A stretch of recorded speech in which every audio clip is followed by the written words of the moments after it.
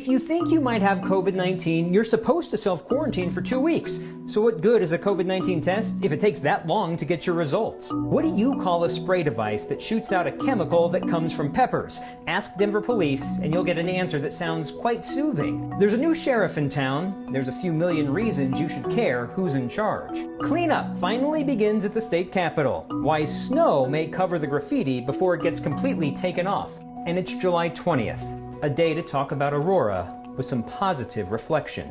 Next. You saw the video. You could make out the license plate. But for 53 days, there was no action, charges or no charges, against a woman who hit a protester with her car during protests in downtown Denver over the death of George Floyd. That changed today. And Kevin Vaughn from our 9 Wants to Know team broke the story. It was May 28th. The streets around the Capitol clogged by demonstrators in the wake of George Floyd's killing. Jennifer Watson getting out of that jam by driving the wrong way down Colfax and turning onto Broadway. Watson's attorney says she was simply trying to get home when she found herself surrounded by demonstrators. She was attacked. People were kicking her car, punching her car. There was footprints and handprints and damage to her car. A man named Max Bailey jumped onto her hood. He says he did it to avoid being run over. Then, as Watson started to drive off, her car veered to the right, hitting Bailey and knocking him to the ground. Today, formal charges filed by the Denver District Attorney. Third-degree assault, a misdemeanor, and reckless driving, a traffic offense. In my opinion, Jennifer Watson should not have been charged with any crime. She was terrified. She was upset. She was scared for her life. And she did what she had to do to survive. For Next, I'm Kevin Vaughn. The attorney for Jennifer Watson tells us she's been subjected to harassments and threats and had her personal and professional reputations damaged after the initial video went viral. She's expected to appear in court next month. Getting a COVID-19 test at the state's largest community testing center is by many accounts a simple, hassle-free process. I can attest to that. I went last month. It took just a matter of minutes. The hassle, though, as our Ryan Harrer found out, often comes in waiting for test results and the threat of spread every day someone has to wait. After swabbing your nostrils at the state's largest COVID-19 testing center, you get a pamphlet that says test results will be available in 3 to 4 days.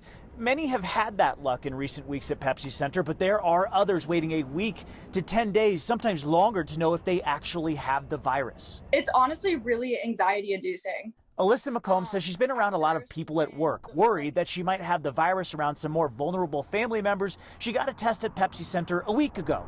Still, no results.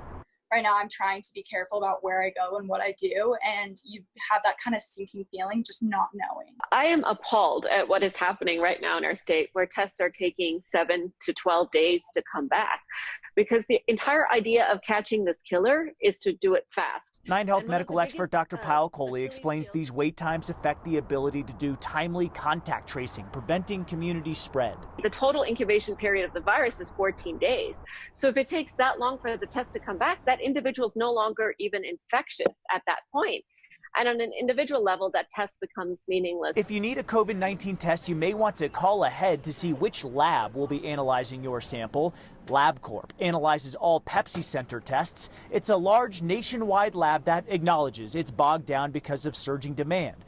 A spokesperson says it's returning results in 3 to 5 days on average after they pick up the samples. But why are some waiting twice as long? LabCorp didn't answer this directly, just saying there are, quote, a variety of factors, including just how high the demand was around the time you go and get the test. That, of course, is not something you'll know when you need a test most. It's kind of weird to know like how many people could have gotten tested and still don't know and are still going out. For Next, I'm Ryan Harrer. You may have a better luck with the test analyzed in Colorado. University of Colorado Hospital, for instance, tests its samples in-house or with local partners. The hospital system says its turnaround time is about 72 hours. Of course, you or your insurance carrier will have to pay for that one. Some good news on the testing front. Another record day for Colorado. Yesterday, the state processed more than 12,000 tests in one day. That's a new high. Good news, our positivity rate dipped back down below that 5% threshold over the weekend. After a slow but steady upward trend last week, the number of hospitalizations in Colorado seemed to plateau over the weekend. 275 people are in a hospital with COVID-19 today. That's up from 273 yesterday. It's been hovering around that number for a few days now. 21 patients have been discharged or transferred in the last 24 hours. And Colorado added 424 new COVID-19 cases. That means our 7-day moving average now increases to nearly 475 new cases per day. A week ago, it was 426 per day. 4. You only have to watch 4 political ads during Next. One of them will air in the next break, and it's the one that shows the Firestone home explosion from 2017 and makes multiple claims about Democratic U.S. Senate candidate John Hickenlooper, claims that deserve a truth test. Well, after a deadly home explosion in Firestone. It's the political ad a survivor of the Firestone home explosion does not want on the air. Last week, we told you how Erin Martinez asked the National Republican Senatorial Committee to take this ad down because it uses her story in a negative light. Her husband and brother were killed in the home explosion in 2017, caused by an improperly abandoned and severed gas line. But the NRSC has not taken down the ad. John Hickenlooper took a secret donation from the company who caused it. More than $330,000 over 4 years. The dollar amount is accurate. Were they secret donations? No. Could you search them out? Yes. Were they easy to find? No. This claim is based on an investigation by Channel 4 and the Colorado Sun. The donations were not secret. They were listed in the state's very hard-to-navigate public transparency website. The accounting of the donations don't spell out what they were for. This is the same website that revealed state taxpayers paying for Hickenlooper's ethics defense, as long as you knew where to find the line item on the not easily transparent transparency site. The investigation by our competitors also found previous governors and Governor Jared Polis receiving similar private donations to the office of the governor. The ad continues about the Firestone explosion. No one went to jail. No fines under Hickenlooper. This claim smells like that's because Colorado's Oil and Gas Conservation Commission did fine Anadarko, now Occidental Petroleum, $18 million, but not until March of 2020. Hickenlooper's term as governor ended in January of 2019. The claim is technically true, but misleading. The process was well underway while Hickenlooper was still in office. It's also true that no one went to jail, but governors aren't prosecutors. And so far, no prosecutor has filed charges. If you've never spent time in the Denver County Jail, or had anyone you know spend time in the Denver County Jail, you may not care about the new Denver sheriff. His name is Elias Diggins, by the way. If you've never had a court date in Denver County, where Denver Sheriff's deputies keep watch, or participated in a Denver County case, you may not care about the new Denver sheriff. But if you've ever spent money in Denver, you might care about where it goes. $6 million of those dollars went to settle a lawsuit over the death of Marvin Booker in the Denver County Jail. $4.65 million went to settle a lawsuit over the death of Michael Marshall in the Denver County Jail.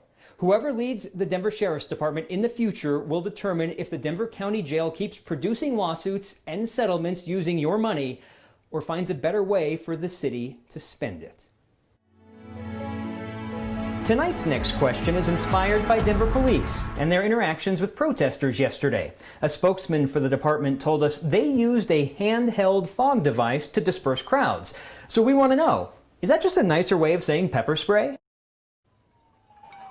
We heard police use this term after the pro-police rally at Civic Center Park was later met with an anti-police protest across the street at the state capitol yesterday. Dueling chants later became pushing and shoving, and our introduction to handheld fog device. When I picture a fog device, I think of a haunted house or a concert stage prop. But that's not what DPD is talking about. They used the term handheld fog device as one of the less lethal weapons used to get people to move out of the protest. Our Jordan Chavez pressed the DPD spokesman on what that means exactly, and after some back and forth and a web search by Jordan, DPD told us it is in fact OC spray, what you know as pepper spray. Today, a DPD spokesman told us the department uses 3 types of pepper spray. One comes in pepper ball form, one in small canisters, and that soothing sounding fog device. If you were going to spend $1 million, how would you do it? Probably not on cleaning supplies. The state began cleaning up graffiti at the Capitol today. The department responsible for cleaning up revealed it will cost more than $1 million to fix. The first million is on us, taxpayers. The rest covered by insurance. This weekend, crews power washed a section on the west steps, only for it to be tagged again. We found out each wall of graffiti needs about 3 passes with the power washer before it comes off, and is probably not going to get done before winter. And for those of you asking, I've seen the question on Twitter. If someone is charged with vandalism related to the Capitol, the state could try to get them to pay us back. The neighborhood formerly known as Stapleton is closer to having a name with fewer syllables. The final 4 options are Mosley, Central Park, Skyview, and Concourse. One of those will replace the decades-old Denver neighborhood name, which was connected to a former mayor with ties to the KKK. Residents had 9 names to choose from. These are the 4 most popular. Mosley is the only one named after a historical figure, John Mosley, a Tuskegee Airman in World War II. Then there's the very unique Central Park, described by the Community Association as non-controversial, natural, and dramaless. The other 2 options, Skyview and Concourse, are nods to the old airport, which used to be there until it moved and became DIA. This is one of the closest things to sports we're experiencing right now. Next, the final 4 gets narrowed to 2 with another round of neighborhood voting. Then that head-to-head matchup, consider that the championship we've been waiting for. We'll find out the winner on August 1st.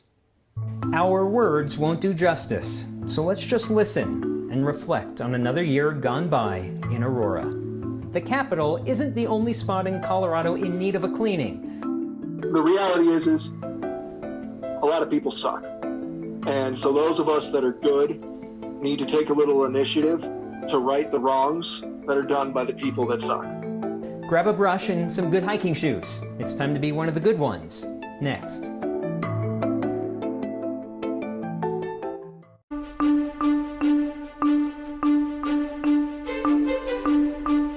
Another day in the 90s, but I promise cooler temperatures on the way tomorrow. We also have a couple of thunderstorms out there, especially in northern Colorado. Our view atop Horsetooth Reservoir tonight showing those darker skies. We are going to be looking at the potential for seeing some severe storms across eastern Colorado the rest of this evening. You can already see quite the light show going off to the eastern plains. Few storms possible here in Denver as overnight lows fall to the 60s here in the metro area, 40s and 50s up in the mountains. Storms move out overnight. A cold front moves in. That helps to cool us off just a bit, but it'll also help to bring in a few more storms tomorrow afternoon. 3, 4 o'clock there in the metro area, and by 11, they're off to the eastern side of the state, where we do have once again another chance for some severe weather. Mid-80s on deck tomorrow across much of eastern Colorado, but the heat's back before we know it with a couple of dry days on Wednesday and Thursday. I want to talk about Aurora. You know it's my hometown. Nothing I say today really matters. What matters are the 12 people we lost 8 years ago. What matters are John, AJ, Jesse, Gordon, Alex T, Jessica, John, Matt, Michaela, Alex S, Rebecca, and Veronica. A memorial was built for days like today, where you can remember and reflect, like this morning.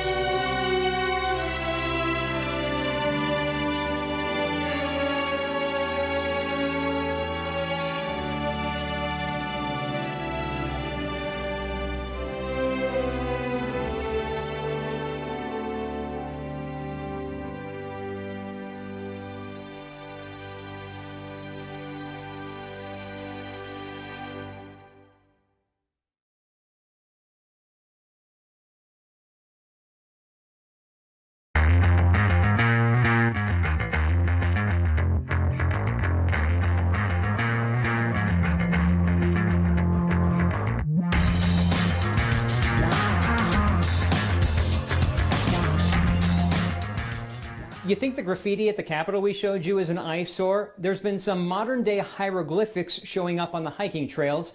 Our Byron Reed talked to a Colorado Springs resident who wants to do something about it. The natural beauty of Colorado. Oh, I hike and climb, camp, all of the above. Is part of the reason why Steven Singer and his family moved to Colorado Springs in the 1990s. All of the things that put me right in a situation where I'll run across this kind of stuff and get frustrated at running across it.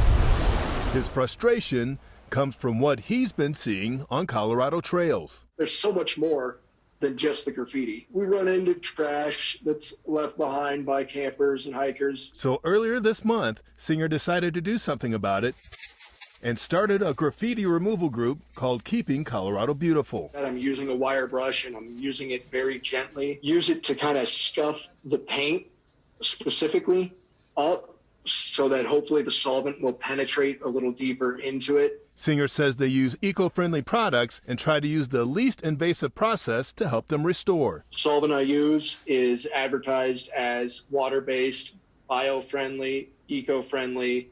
It's water-soluble, it's non-caustic, non-flammable. My process currently only applies to this Front Range granite that we have. The group has only done a handful of projects in the Colorado Springs area, but hopes more people will get involved. There's no better feeling than watching that paint wash away off that stone and restoring that stone back to its near original beauty. No better feeling. Singer says his goal is to get people to take stock in our mountains. For it to become such a thing that I'm not the focal point. And take stock in their beauty by cleaning up. Go back to my wandering around in the mountains and loving everything that is Colorado. For Next, I'm Byron Reed. We might need to connect them with the people at the state capitol. An update on your generosity and your feedback next.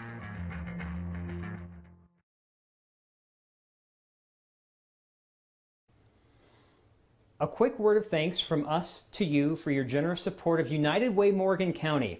Next viewers have donated more than $43,000 to help rebuild a number of small nonprofits in that county in northeastern Colorado. We're now up to more than $300,000 raised in 7 weeks. Don't worry, Kyle will be back with our next micro-giving group project on Wednesday. Some quick feedback about our Aurora tribute. Denise loved the touching tribute to the Aurora shooting victims. And this from Michael: the tribute to the Aurora victims was truly magical. No words, just some soft music. Thank you. Let's continue to remember those 12 until I see you again next time.